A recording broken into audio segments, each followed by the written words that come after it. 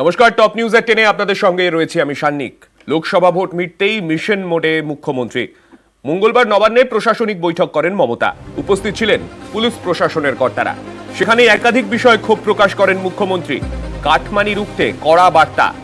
সরকারি কাজে কাটমানিতে অভিযুক্ত স্থানীয় নেতারা কাটমানি রুখতে প্রশাসনকে কড়া নির্দেশ মমতার। বালি ও কয়লা পাচার রুখতেও আরও সক্রিয় হওয়ার নির্দেশ। এদিন নবান্নের বৈঠকে রীতিমতো ক্ষোভ প্রকাশ করেন মুখ্যমন্ত্রী।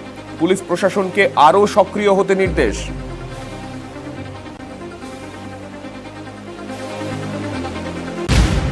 শুধুমাত্র কাটমানির ক্ষেত্রে নয়, আবাসে দুর্নীতি ঠেকাতেও কড়া মুখ্যমন্ত্রী। উপভোক্তাদের তালিকা তৈরি হলেও ফের সমীক্ষার নির্দেশ।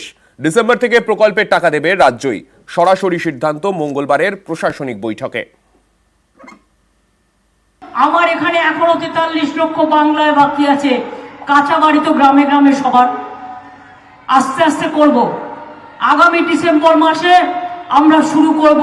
11 লক্ষ পাকা বাড়ি আমরা করে দেব।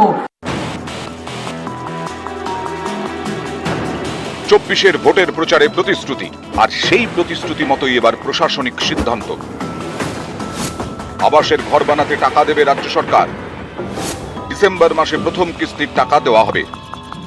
বঞ্চনা বরাদ্দতেই এসেছিল সাফল্য, তাই রাজ্য ও শাসক দল নিজেদের টাকাতেই প্রকল্প চালাতে চায়।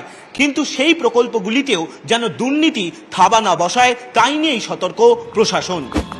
আবাস নিয়ে ভুরি ভুরি দুর্নীতির অভিযোগ উঠেছে। প্রকল্পের কাজ খতিয়ে দেখতে একাধিকবার বাংলায় প্রতিনিধি দল পাঠায় কেন্দ্র।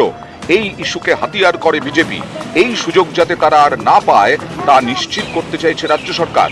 দুর্নীতি ঠেকাতে তাই আবারও সমীক্ষার সিদ্ধান্ত নেওয়া হয়েছে। ভোটের ফল বেরোনোর পর মঙ্গলবার প্রথম প্রশাসনিক বৈঠক হয়। নবান্নের এই বৈঠকে পঞ্চায়েত দপ্তরকে মুখ্যমন্ত্রী নির্দেশ দেন, আবাসের তালিকা তৈরি হলেও ফের সমীক্ষা করতে হবে।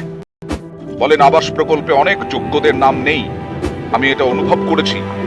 যারা যোগ্য নন তাদের নাম কোনোভাবেই ঢোকানো যাবে না। আবাসের তালিকা নিয়ে এর আগে দুবার সমীক্ষা হয়েছে। 2023-এর ডিসেম্বরে শেষবার সমীক্ষা করেছিল রাজ্য সরকার। উপভোক্তার তালিকায় নাম ছিল 11,36,000 জনের।